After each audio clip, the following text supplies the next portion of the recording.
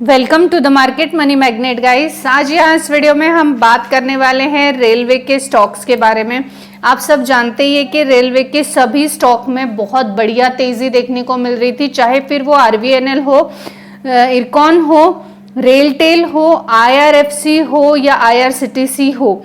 Basically railway के सभी stock में कल हमें बहुत बढ़िया तेजी देखने को मिली थी और उसी कंपैरिजन में अगर हम आज देखें तो रेलवे के स्टॉक्स में बहुत ज़्यादा गिरावट हमें देखने को मिली है। अच्छे खासे स्टॉक जो है डाउनफॉल्स में देखने को मिल रहे हैं। तो आज हम यहाँ इस वीडियो में दो बड़े रीजंस देखेंगे जिसके चलते कि रेलवे के सभी स्टॉक में आज गिरावट हमें देखने को मिली। रीजंस देखने से पहले हम देख लेते हैं कौन से स्टॉक में कितनी गिरावट हुई है। सबसे पहले आप यहाँ देख सकते हैं कि आरवीएनएल जो है, आरवीएनएल में आज करीबन 10-11% की गिरावट देखने को मिली है। उससे पहले एक चीज़ मैं ज़रूर बताना चाहूँगी कि जो निफ्टी है इसने अपना ऑल टाइम हाई जो है 52 वीक्स हाई बनाकर ये रिवर्स आकर आज जो है नेगेटिव में क्लोजिंग दिया है निफ्टी ने। लेकिन इस निफ्टी ने जो इसका ऑल टाइम 52 वीक्स हाई तो बनाया ही बनाया है 20,110 पे, यही उसका ऑल टाइम हाई भी देखने को हमें मिला है। ये एक अच्छी बात निफ्टी के लिए साबित हुई है, लेकिन क्लोजिंग होते होते निफ्टी में भी गिरावट देखने को मिली। उसी तरह आरवीएनएल की बात करें तो 11-12% से आरवीएनएल आज निगेटिविटी में था। क्लोजिंग आते आते 10.5% के आसपास की जो गिरावट है ये आरवीएनएल में देखने को मिली है। अगर हम रेलटेल की बात करें तो रेलटेल में भी जो ड्यूरिंग द मार्केट 11% 12% की गिरावट थी और क्लोजिंग के टाइम 9.99% से जो है ये हमें निगेटिविटी में देखने को मिला है। अगर हम इरकॉन की बात करें तो इरकॉन में भी आज गिरावट देखने को मिली है, 5.5% से ज़्यादा की गिरावट इसमें भी देखने को मिली है। अगर हम आईआरएफसी की बात करें इसमें भी 2-2.25% की गिरावट ही देखने को मिली है।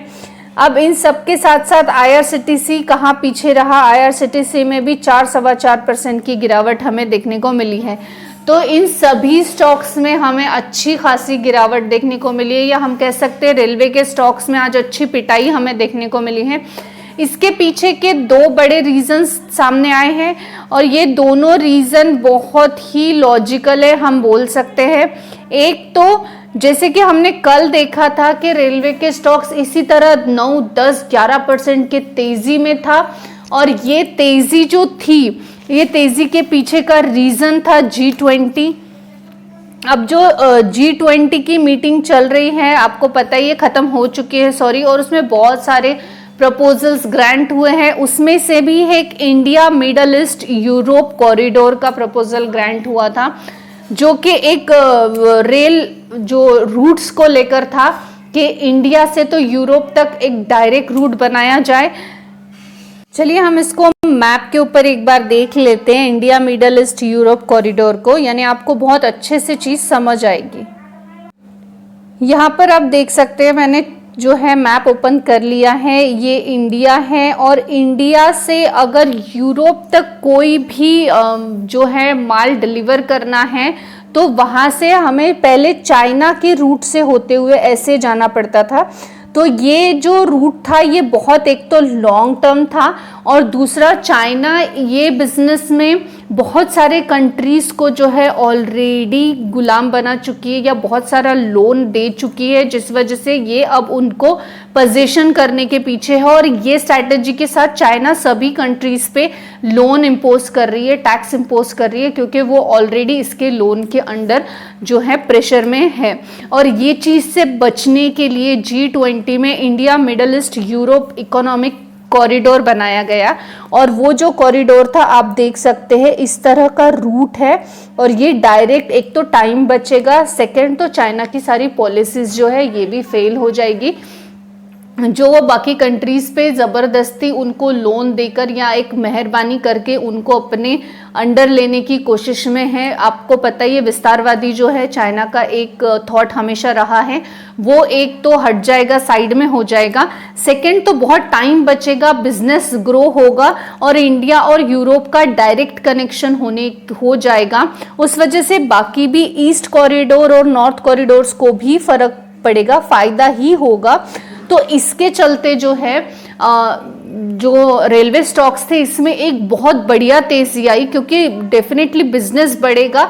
और ये एक रेलवे स्टॉक्स को, रेल कॉरिडोर जो है ये सिर्फ हवाई से नहीं चलेगा, जैसे पहले पानी पे आएगा, फिर रेल से चलेंगे, फिर अगेन वाटर एंड फिर वापस से रेल से, इस तरह से वो जो बिजनेस का जो भी माल होगा वो यूरोप में सप्लाई किया जाएगा। लेकिन यहाँ पे इन्वेस्ट करते वक्त सब लोगों ने फटाफट रेल कंपनीज में या रेलवे कंपनीज में, बहुत बूस्ट हो गया था रेल स्टॉक पे ये न्यूज़ का इम्पैक्ट, और 10 और 11% ये स्टॉक्स बढ़े थे। अब ये स्टॉक्स जैसे कि मैंने कहा बढ़ने के पीछे का रीज़न था कि जो G20 का मीटिंग में ये जो एक इंडिया मिडल ईस्ट का यूरोप कॉरिडोर था, इसको ग्रांट हो गया सैंक्शन मिलना। और सेकेंड चीज तो लोगों को ये लगा कि बिजनेस रेल पे इम्पैक्टेबल है, जैसे कि हमने यहाँ पे देखा कि एक तो जहाज से भी जाएगा और फिर रेल से भी यहाँ पे जो है ट्रैवल होने वाला है बिजनेस में। पर लोग ये भूल गए इन्वेस्ट करते वक्त कि ये जो इन्वेस्टमेंट है ये रेलवे इंडिया से बाहर है, ईस्ट कॉरिडोर और नॉर्थ कॉरिडोर्स में होने वाली है। इंडियन रेलवे का इस पे डायरेक्ट इम्पैक्ट तो डेफिनेटली नहीं आ रहा है, लेकिन इनडायरेक्ट होगा, ऐसा नहीं कि नहीं होने वाला है, पर डेफिनेटली होगा। तो लोगों ने इसमें फटाफट इन्वेस्ट करना शुरू कर दिया।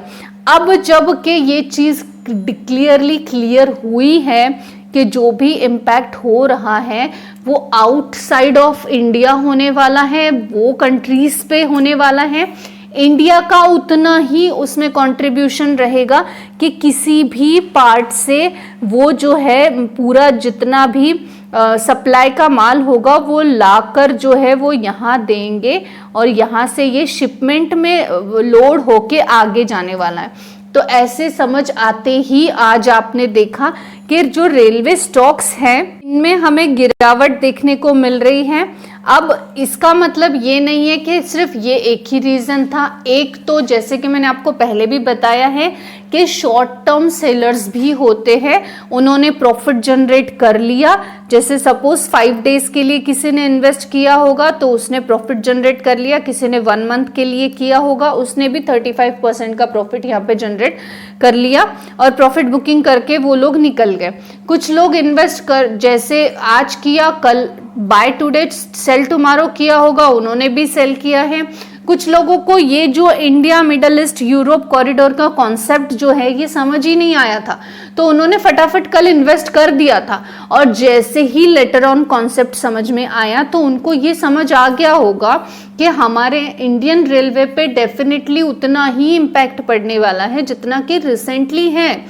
तुम यूरोपियन कंट्री को जितना भी माल सेल करेंगे, एक्सपोर्ट करेंगे, तो ऑलरेडी जो कर रहे हैं उससे 5-10% शायद ज़्यादा होगा इसमें, उससे ज़्यादा जो है इंडियन रेलवे पे इम्पैक्टेबल देखने को नहीं मिलने वाला है। ऐसे लोगों ने भी फटाफट जो है रेलवे स्टॉक्स में सेलिंग शुरू कर दी आज, और जिसके चलते रेलवे के सभी स्टॉक हमें जो है ये निगेटिविटी में देखने को मिले हैं। आज रेलवे स्टॉक्स की निगेटिविटी के पीछे के 2 मेन रीजंस हमने देखे। एक तो प्रॉफिट बुकिंग हो गई है, कोई बड़ी बात नहीं है। उसके अलावा जो Indian middle east Europe corridor बनने वाला है उसकी न्यूज़ सुनते ही लोगों ने फटाफट इन्वेस्ट कर दिया, पर जब वो कॉन्सेप्ट को समझे तब उन्होंने वहाँ पे भी थोड़ी बहुत प्रॉफिट बुकिंग कर ली। क्यों? क्योंकि वहाँ पे उनको समझ आया कि ये इंडियन रेलवे पे इम्पैक्टेबल डेफिनेटली है लेकिन मैक्सिमम नहीं है।